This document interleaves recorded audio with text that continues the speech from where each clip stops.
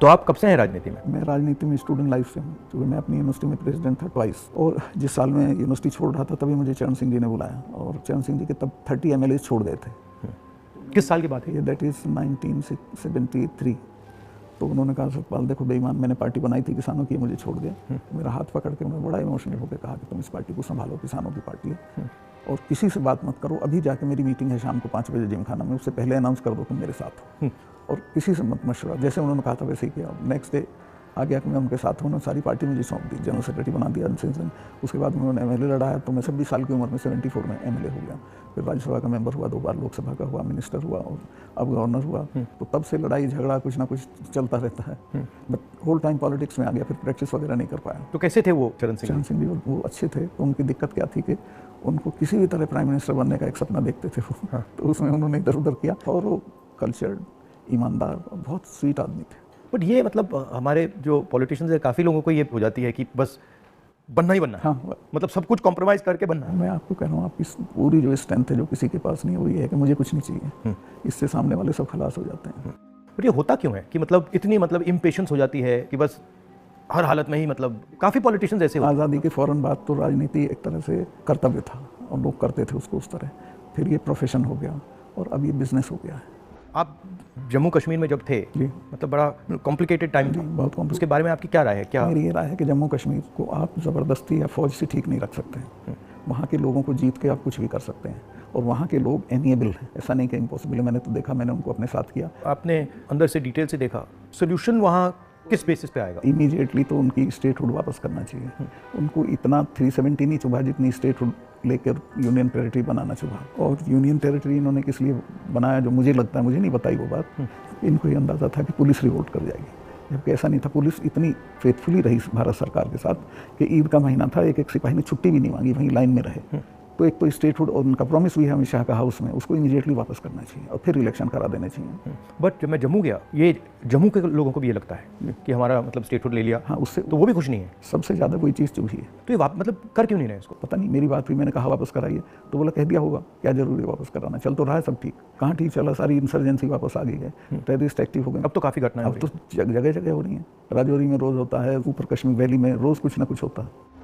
आपकी क्या राय है उसके बारे में, पुलवामा के बारे में? पुलवामा के बारे में मैं ये तो नहीं कहता इन्होंने कराया, बट पुलवामा में इन्होंने उसको इग्नोर किया और पॉलिटिकल इस्तेमाल किया अपने लिए, क्योंकि उसमें इनकी स्पीचेस हैं जिसमें कहता है कि जब वोट देने जाओ तो पुलवामा की शहादत को याद रखना। जैसे ही मैंने पुलवामा के बारे में सुना, मुझे पता लगा कि हमारे जो शहीद हैं एयरपोर्ट आ रहे हैं, जी, तो मैं सीधा एयरपोर्ट गया। हमारी सिक्योरिटी वालों ने मुझे कहा कि नहीं आप मत जाइए, मगर मैंने कहा मैं जा रहा हूँ। तो मैं एयरपोर्ट में चला गया, और एयरपोर्ट में उस टाइम मुझे कमरे में बंद कर दिया, और मुझे कहा कि देखिए आप कमरे से नहीं निकल सकते। मैंने कहा मतलब?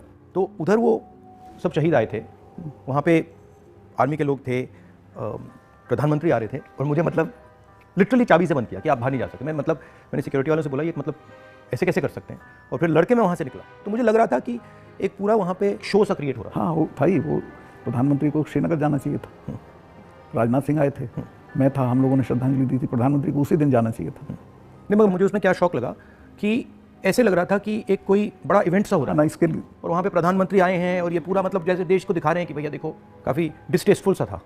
जिस दिन ये हुआ तो ये नेशनल कॉर्बेट पार्क में शूटिंग करा रहा था अपनी, तो ये अवेलेबल, मैंने 3-4 बार कोशिश की, मिला ही नहीं मुझको। 5 या 6 बजे इसका फ़ोन आया, हाँ सतपाल भाई क्या हुआ? मैं कहा हमारे इतने लोग मर गए हैं और हमारी गलती से मरे हैं। तो बोला नहीं चुप रहना, अभी कुछ नहीं बोलना इस पर। फिर 1 घंटे बाद ये डोभाल जो मेरा क्लास फेलो रहा लॉ में मेरठ में, तो इसका फ़ोन आया, सतपाल भाई आप बोल दी। मैं 2 चैनल को बोल चुका था ये बात, तो इन्होंने कहा नहीं कुछ नहीं बोलना इस पर। मैं कहा ठीक है, मैं समझा कुछ जाँच वाँच कराएंगे, उस पर असर पड़ेगा।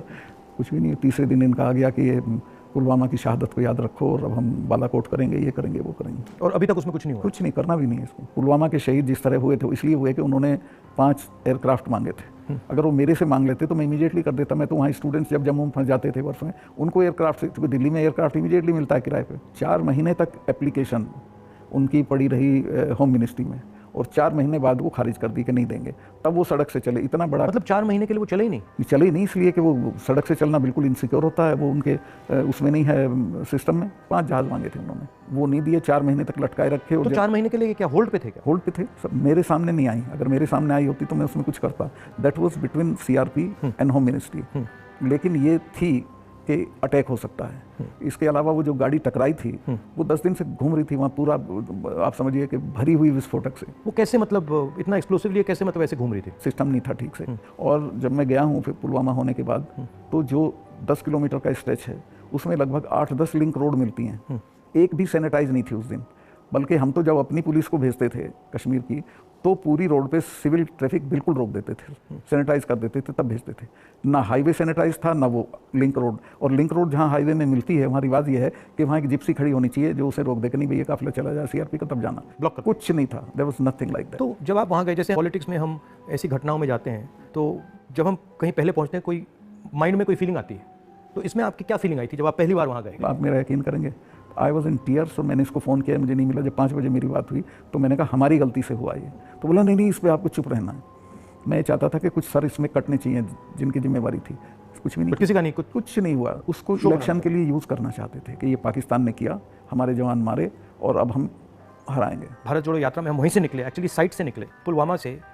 तो मुझे ये लग रहा था कि जो आपने बोला कि ऐसी जगह पे, स्ट्रेटेजिक जगह पे इतना एक्सप्लोसिव कहाँ से आ गया, कैसे आया, वो मेरे दिमाग में क्वेश्चन था। सारा पाकिस्तान से आया था, बट इतना 600-300 किलो। हाँ, ये बॉर्डर तो हमारा पोरस है और ये इतना एक्सप्लोसिव इंडिजिनसली प्रोक्योर करते तो वो बात फैल जाती। ये 10-12 क्विंटल तो आया हुआ था, उसमें से ये गाड़ी पूरी भरी थी एक्सप्लोसिव से। और बताया मुझे जब मैं गया कि साहब ये तो 10-12 दिन से घूम रही थी गाड़ी। जो गाड़ी चला रहा था उसका भी, मालिक का, दोनों का टेररिस्ट रिकॉर्ड था। दोनों कई बार गिरफ्तार हो लिए थे, फिर छूट गए थे, फिर गिरफ्तार हुए थे, फिर छूट गए थे। अच्छा। तो उन पर कोई निगाह नहीं थी इंटेलिजेंस एजेंसीज की। यहाँ मीडिया में, मतलब मैं देख रहा था यहाँ पे इतना बड़ा कास्ट सेंसस का मुद्दा है, बट अब आजकल बस इजराइल कास्ट सेंसस को नहीं दिखा। मतलब जो चाहे वो अदानी हो चाहे वो कास्ट सेंसस हो, जो ज़रूरी बातें हैं उसका कुछ नहीं होगा, मगर इजराइल हो, बॉलीवुड हो, क्रिकेट हो, उस पर चलते जाएंगे। अदानी तो आपने इसके चिपका दिया, वो तो छूटेगा नहीं, गाँव चला गया अदानी का। और लोग ये कहते हैं अदानी के यहाँ इसी का रुपया है। हाँ, वो 20,000 का आपने उठाया था, 20,000 को इतना बड़ा इन्वेस्टमेंट कहाँ से आएगा? कल ही एक स्टोरी आई है कि ये कोयले के प्राइस इन्फ्लेट कर रहा है।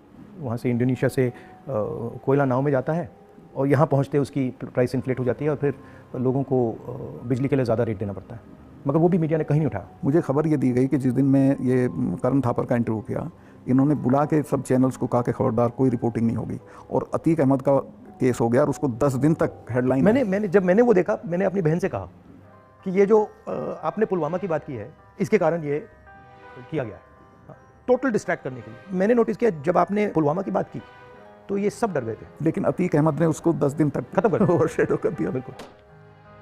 भारत जोड़ो यात्रा में मुझे एक बात समझ आई कि कितना भी मीडिया पे कंट्रोल हो, अगर आदमी डायरेक्ट जनता के पास जाता है, हाँ, तो फिर कोई नहीं, तो नहीं चलता। जनता ओनली आंसर है, जनता के पास जाना। और अगर आप जनता के पास जाते हैं तो बहुत जल्दी जनता को बात समझ आ जाती है, वो टाइम नहीं लगता। नहीं, जनता तो अवेयर है देश में, ऐसा नहीं उन्हें मालूम नहीं है, बट उन पर कोई प्लेटफॉर्म नहीं है, कहाँ कहें, किसको कहें। उनके रिप्रेजेंटेटिव भी ऐसे गए गुजरे हैं सब। पहले मैंने पार्लियामेंट में स्पीच दी कास्ट सेंसस के बारे में। जब मैं इसकी रिसर्च कर रहा था, मैंने देखा कि हमारे सब इंस्टीट्यूशंस में, चाहे वो मीडिया हो, ब्यूरोक्रेसी हो, जो ओबीसी वर्ग है, जो दलित वर्ग है, जो ट्राइबल वर्ग है, उनका कोई रिप्रेजेंटेशन नहीं है। मतलब आप बिलीव नहीं कर सकते, मीडिया में चाहे आप सबसे बड़े मीडिया हाउसेज देख लीजिए या सारे जो एंकर्स हैं, सारे रिपोर्टर्स देख लीजिए, इसमें एक ओबीसी नहीं है, एक दलित नहीं है, एक ट्राइबल नहीं है। इसके बारे में आपकी क्या राय है? नहीं, मैं तो चूँकि लोहियाइट रहा हूँ, तो लोहिया ने एक बार कहा था कि मुझे कमेटी बनानी थी गोवा की आज़ादी की, तो मैं जब भी कमेटी बनाऊँ उसमें 48% अपर कास्ट आ जाते थे, नाम मांगूँ तो भी वही आते थे। तो ये सिस्टम बन गया यहाँ का। इसको चेंज करने का आपकी राय क्या है? एक तो इसको कंपलसरी करना पड़ेगा, भाई इतने % हो, जैसे नौकरियों में हो गया उस तरह से, और दूसरे उन वर्गों में थोड़ा चेतना बढ़ानी पड़ेगी, तुम इन पेशों में आओ। बट इसमें इंटरेस्टिंग बात यह है कि जो स्थिति है एक्चुअली इंस्टीट्यूशनल स्ट्रक्चर में हिंदुस्तान में, उसके डिटेल्स ओबीसी वर्ग को भी नहीं मालूम, दलित वर्ग को भी नहीं मालूम। आपने थोड़ा, मतलब मैंने तो थोड़ा सा छुआ, बट एक्चुअली किसी को नहीं मालूम, पता ही नहीं है। सही कह रहे हैं। क्यों? क्योंकि पूरा जो इन्फॉर्मेशन का सिस्टम है उसमें कोई ओबीसी नहीं है, कोई दलित नहीं, कोई वो भी उन्हीं के हाथ में है। तो एक प्रकार से लाउड स्पीकर ऑन कर देते हैं और इतना लाउड करते हैं कि कोई कुछ बोल नहीं सकता है। जैसे आपने पुलवामा की बात की, कास्ट सेंसस की बात की, अदानी की बात की, बस loud speaker, Modi ji loud speaker on कर देते हैं और जितना चिल्लाना चाहो चिल्लाओ, कुछ नहीं होता। कुछ दिन पहले मैं दिल्ली में 3-4 घंटे बढ़इयों के साथ काम किया, तो वो मुझे बता रहे थे कि हम सोफ़ा बनाते हैं, चेयर बनाते हैं, टेबल बनाते हैं, मगर जिस शोरूम में वो बिकता है उसमें हम जा नहीं सकते। मतलब काम हमारा, मेहनत हमारी, मगर फल हमारा नहीं। और इतना गुना एनहांस करके पैसा लेते हैं उसका, इनको तो कुछ मिलता नहीं गरीबों को। बहुत ही एक्सप्लॉयटेटिव सिस्टम है। तो अगर आप जीएसटी देखें, जीएसटी भी इनडायरेक्ट टैक्स है, उसमें छोटे व्यापारी, किसान, मजदूर वो टैक्स भरते हैं। डिमोनेटाइजेशन भी उनके खिलाफ हथियार था। किसान आंदोलन में तो आपने काफ़ी कमेंट किया है, वो भी मतलब उनके घर में से पैसे निकालने का तरीका था। नहीं, वो तो इनका मैं बताता हूँ, अगर आप नहीं हटाओगे इस बार तो खेती को तो ये पूरी तरह खत्म, मतलब किसान छोड़ के भाग जाएगा और ये कॉरपोरेट को दे देंगे, इनका ये इरादा है। मैं तो खेती करता था, मेरे गांव में पूरी यूपी की सबसे बड़ी काश्त थी, एक हमारे चाचा थे, उनके पास 2500 बीघा ज़मीन थी। और आज मैं जाता हूँ तो सब के लड़के शहर में आ गए हैं, क्योंकि एजुकेशन नहीं है, हेल्थ सर्विसेज नहीं है और सिक्योरिटी नहीं है, तो वो बटाईदार को देके वो धीरे धीरे ख़त्म हो जाएगी खेती को ख़त्म करेंगे। फौज ख़त्म करी थी से ये ला के अग्निवीर में कौन इतने से अरसे के लिए अपनी जान देगा। तो ये शने शने सब लोगों को, ये हर इंस्टीट्यूशन को पकड़ के खत्म कर देते हैं। इनकी मतलब इमीडिएटली ये, चाहे वो सेना हो, सरकार हो, ब्यूरोक्रेसी हो, इलेक्शन कमीशन, जैसे इनके हाथ पड़ता है वो अपने लोगों को बैठा के कुछ ना कुछ उल्टा। मैं आप एक स्टडी करा लीजिए, सेंट्रल यूनिवर्सिटी के जो वाइस चांसलर्स हैं पिछले 1 साल में लगे हैं, वो 100% वो हैं जिनके संघ से कनेक्शन थे। उसके बिना आप कोई नौकरी नहीं पा सकते हैं आज, और सेंट्रल यूनिवर्सिटी की तो बिल्कुल नहीं पा सकते हैं। जो इंटर कॉलेज के प्रिंसिपल होने लायक भी नहीं थे वो वीसी लगे हुए हैं सब जगह। मतलब इनका शिक्षा का सिस्टम नहीं रहा, अब कंट्रोल का, माइंड कंट्रोल का सिस्टम बनाने की कोशिश। आपके मुताबिक इंप्रूवमेंट लाने का क्या तरीका है? देखिए, सबसे बेसिक सवाल है कि किसान को उसकी फसल का दाम सही नहीं मिलता है और उसके चलते वो हर साल गरीब होता जाता है। जो एक फसल का दाम पिछले साल था, खाद का और बाकी चीज़ों का जो दाम था, उसकी तुलना में इस साल में और फ़र्क हो जाता है, तो उसकी परचेजिंग पावर हर साल कम होती चली जाती है और उसे पता नहीं चलता कि डजंट नो कि मैं गरीब हो रहा हूँ, लेकिन वो गरीब हो जाता है क्योंकि उसके जितना 1 मन गेहूँ में पिछले साल खाद खरीद सकता था, इस साल नहीं खरीद सकता, इस साल ज़्यादा गेहूं देना पड़ेगा। तो वो जो उसकी परचेजिंग पावर कम होती है उसको एहसास ही नहीं है, पता भी नहीं चलता है। तो वो तो मैंने देखा जब पब्लिक मीटिंग्स में बताते तो कहते हमें तो पता ही नहीं था। मैं कहा भाई तुम्हें पता ही नहीं, तुम गरीब हो रहे हो। तो उन्हें सुन के बुरा लगता है। फिर मैं समझाता हूँ, बताओ पिछले साल इतने गन्ने में कितना सामान खरीदते थे, इस साल कितना खरीदते हो। तो सबसे पहले है कि जो पैरिटी ये है एमएसपी, इसको लागू करना चाहिए। एमएसपी में ये नहीं कि सरकार सारी फसलों का एमएसपी दे, लेकिन एमएसपी करने से बाज़ार गिरेगा नहीं। और एमएसपी है इसलिए कि बाज़ार एक ख़ास जो आपने दाम तय किया उससे नीचे गिरेगा तो सरकार इंटरवीन करेगी। और ये पंडित जी के ज़माने से जो नागपुर सम्मेलन में जवाहरलाल जी ने कराया था ये कि हम इंटरवीन करेंगे और ख़रीद लेंगे। तो एमएसपी का लागू होना बहुत ज़रूरी है। और एमएसपी पे इन्होंने किसानों से धोखा किया।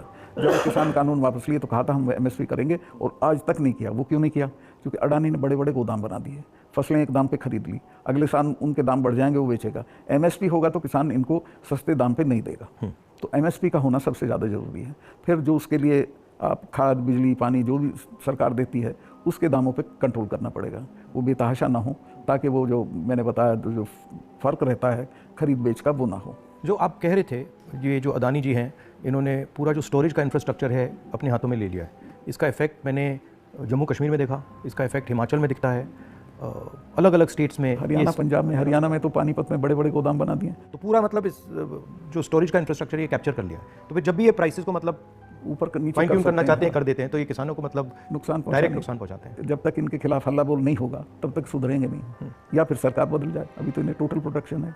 मगर मैंने देखा है कि जनरली सरकारों के पास जो किसान का जो स्टोरेज की कैपेबिलिटी होती है उसके बारे में सरकारें ज़्यादा नहीं सोचती हैं। उस ज़्यादा नहीं, बिल्कुल नहीं सोचती। आप नॉर्थ ईस्ट में भी थे? हाँ, मेघालय।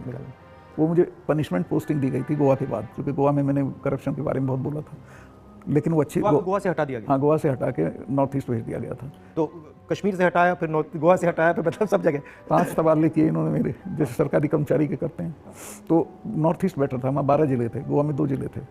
और मेघालय बहुत अच्छी जगह है, कोई झगड़े टंटे की नहीं है, रिलैक्स लोग हैं। जी हाँ, रिलैक्स अच्छे लोग हैं। संगमा साहब का लड़का चीफ मिनिस्टर था, तो उससे बहुत बढ़िया रिलेशनशिप रही, कोई दिक्कत नहीं हुई मुझे। तो मणिपुर के बारे में क्या राय है आपकी? वहाँ मतलब पूरा फेल्योर है सरकार की। चीफ मिनिस्टर जा नहीं सकता, कुछ कर नहीं सकता, लेकिन उसको अभी तक हटा नहीं रहे हैं। ये जम्मू एंड कश्मीर का भी ऐसे ही प्रयोग करते हैं, पंजाब का भी ऐसे ही प्रयोग करते हैं, मणिपुर का भी ऐसे ही प्रयोग करते हैं। मैं गया मणिपुर में, वहाँ जो आप कह रहे हैं बिल्कुल सही है, वहाँ कोई कंट्रोल नहीं। पूरी क्राउड निकल आई थी। आप ये कोई कंट्रोल ही नहीं था, मतलब बिल्कुल एक स्टेट बचा ही नहीं है, 2 स्टेट बन गए हैं, एक इस तरफ और दूसरा दूसरी तरफ। नॉर्थ ईस्ट सेटल्ड था, इन्होंने डिस्टर्ब कर दिया। सब जगह ये कुछ ना कुछ मतलब अपना करते रहते हैं। और 6 महीने की बात है, मैं लिख के दे रहा हूँ, बिल्कुल नहीं आएंगे पावर में।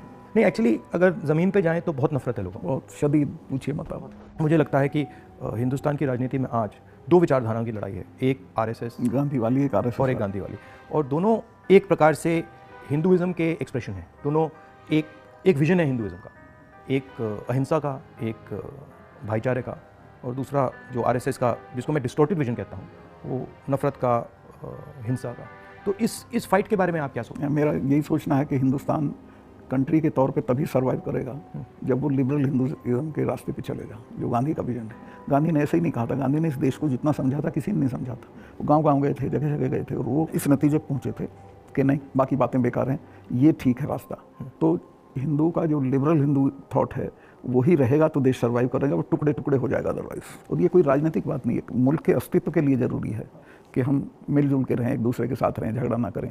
नहीं, झगड़ा होगा तो मुल्क ही नहीं रहेगा ना। हाँ बिल्कुल, तो मुल्क का मतलब ही है कि मतलब भाईचारे से मिलजुल के रहें जी, मिलजुल के लोग रह रहे हैं। तो आपका मतलब काफ़ी सालों से इस लड़ाई में आपका एक्सपीरियंस रहा है और आप मतलब बहुत सालों से आरएसएस से लड़ रहे हैं जी। तो आपकी मतलब सजेशंस, राय क्या है? मेरी राय यह है कि अपने लोगों में ये प्रचारित हो ठीक से गांधी का, कांग्रेस का जो विजन है कि ये हम क्यों इनसे डिफरेंट हैं, ये क्या चाहते हैं, वो क्यों आपके हक में नहीं है, ये पॉलिटिकल लोग भी नहीं बोलते हैं, उनको ही बोलना चाहिए।